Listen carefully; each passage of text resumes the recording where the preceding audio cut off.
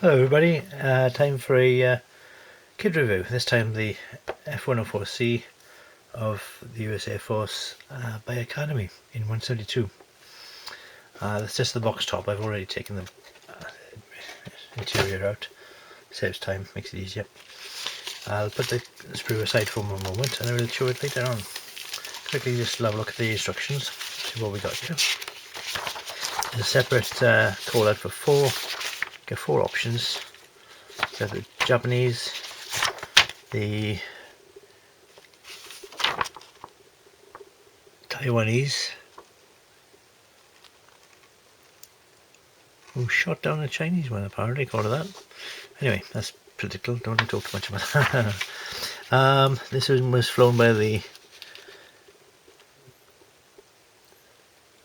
didn't say, in Vietnam era anyway, not sure. Thailand, anyway. There's very small writing on this for somebody my age. And this is the American Air Force One, which this example escorted a EC-121 warning star over the Gulf of Tonkin in Vietnam. So that's one I'm going to be making eventually. The instructions are pretty clear, quite a complicated but enjoyably detailed ejector seat and cockpit area.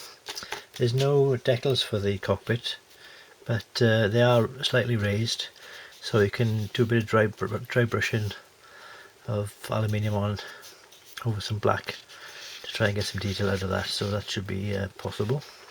Or you can just do a bit of painting with the edge of a cocktail stick like I do. Usual two halves, a bit modular, so you've got the front end to be put together first, and then you've got the back end, surprisingly. And this is strange, you've got the tail and the exhaust area, jet pipe, is all moulded as one part. The rudder, rudder and tailpipe. I haven't seen that before. It's not for a while, I'm sure. I got option for air brakes to be open. Pardon me a second, a minute. The undercarriage always reminds me of F-16 undercarriage. That's the sort of shape it reminds me of. Must have been inspired by it. Detail. And yeah, see what I mean? It's that sort of, imagine an F-16's tail, undercarriage like that. It's one of those single sheet pullouts, like a big map, I suppose, in the old days. Little tiny wings, as they had, and refueling probe. Let's show all the parts when I show you the sprue now. Nose wheel. So there's detail in the interior of the landing gear, and everywhere you need to have detail is there. You get fuel tanks and missiles,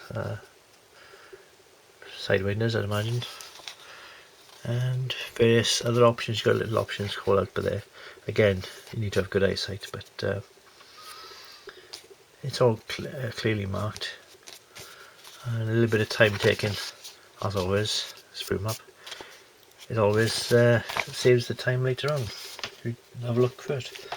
The decals, good condition, like that, nice and thin, not too proud.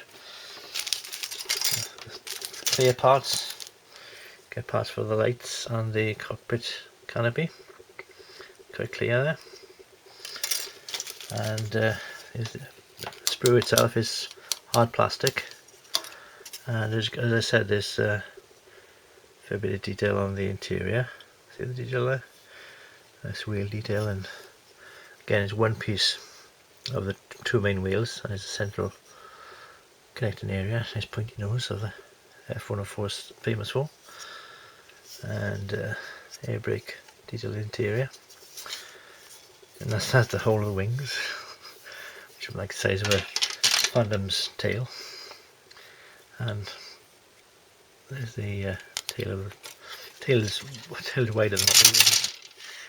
So you got all this. It's mainly not really many parts really when you consider it, but they're two large sprues, probably full size.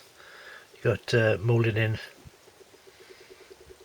so when he focuses, moulded in detail of straps, belts for the pilot, and yeah, nice recessed detail. And that's going to be a good little model for me to make when the time comes, which at current scheduling is about 4 or 5 years. So there we go, that's the Academy 172 scale 104C of the Vietnam War era. Alright, ta for now, bye bye.